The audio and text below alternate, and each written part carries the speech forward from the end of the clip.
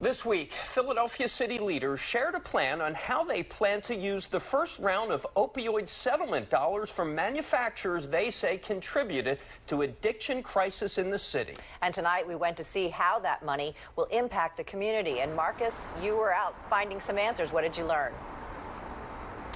Hey guys, I learned today that there's real hope for the neighborhood of Kensington for the first time, maybe in decades. I spoke with a doctor today who lives in that neighborhood, who works in that neighborhood, dedicated his life to this effort, and he's hopeful now that this money coming to Kensington can help turn it around. We help with housing, affordable housing. We build affordable housing. We do quarter management. We work with small businesses along the area. Dr. Bill McKenney is the executive director of the new Kensington Community Development Center. And this is not just his area, but also his home. His group is fighting an uphill battle with trying to not just revitalize the Kensington neighborhood, but protect those who live here now. That effort just got a huge boost in the form of a multi-million-dollar opioid settlement.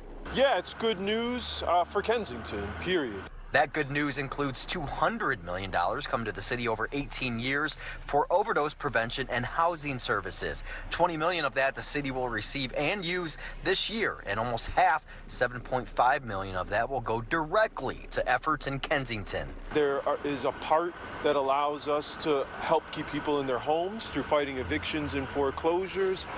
There's a part around home repair for residents in the area. While some may say $7.5 million is just a drop in the bucket to combat this expansive problem, Dr. McKenney adamantly disagrees. You can do about 400 home repairs. When you're talking about evictions and foreclosures, we can do about 200 to 300. Part of the funds will also be used to establish mobile methadone vans to make that access easier for those looking to recover. Ultimately, the goal is to bring methadone to the street, to where people are, allow them to connect and begin their treatment in that way. Dr. McKinney says ultimately it's the people who live and work in Kensington who can make the most difference and provide the quickest turnaround. Now is the time to come out and participate in the opportunity to look and see how they want to shape their own communities.